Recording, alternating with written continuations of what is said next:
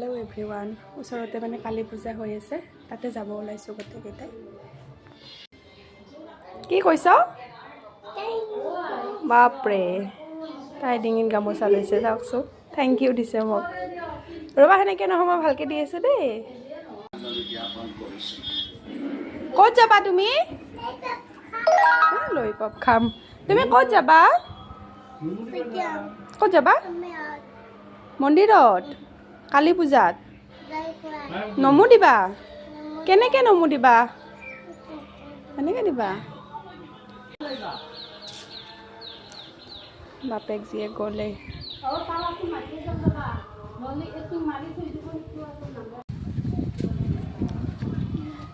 আমাৰ ইয়াতে কালী পূজা অলপ ডাঙৰ হয়, মানে 3দিনীয়া কাৰ্যসূচী। আজি পুতলা নাচ আছে আৰু কাইলৈ নাগাৰা নাম আছে। যিমান পাৰোঁ, যদি সম্ভৱ আপোনালোককো দেখাব চেষ্টা কৰিম।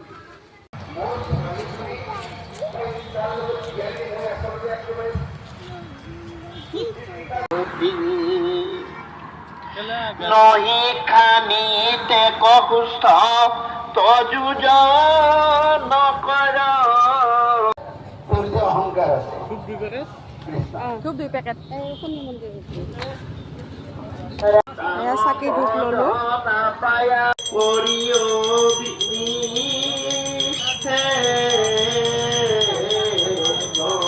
তোমাৰ পিতৃ বৰ অহংকাৰী, তোমাৰ পিতৃ বৰ অহংকাৰী। তেওঁ মহন্তক চিনি নাপায় আৰু মহন্তক চিনি নাপায় মোক দেখিব নোৱাৰে।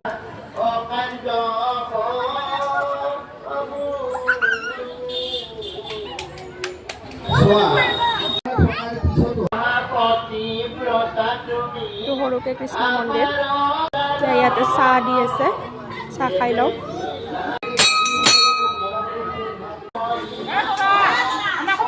মাৰিছোঁ চব ভিডিঅ' কৰিছোঁ। এতিয়া আমাৰ বৰমা আহোঁ নাৰিকল ৰুকি আছে। বৰমা নাৰিকল ৰুকি আছে। লাৰু লাৰু লাৰু নহয়, এই মিঠা ভোগ। অঁ, মিঠা ভোগৰ। নাহে ইমান সকলোকে নামটো নেতলি হ'লে তাৰমানে হাহাকাৰ লাগে আৰু নামটো দিলে তাক কামে কৰিব নাই। মায়েও এতিয়া নাৰিকল ৰুকিব আৰু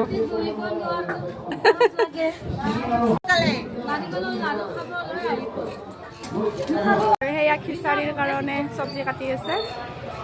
ইয়াতো মিঠা ভোগৰ যোগাৰ আৰু এয়া প্ৰসাদৰ কাৰণে উপকৰণ। মোৰ স্বামীকে এৰিম লাগে।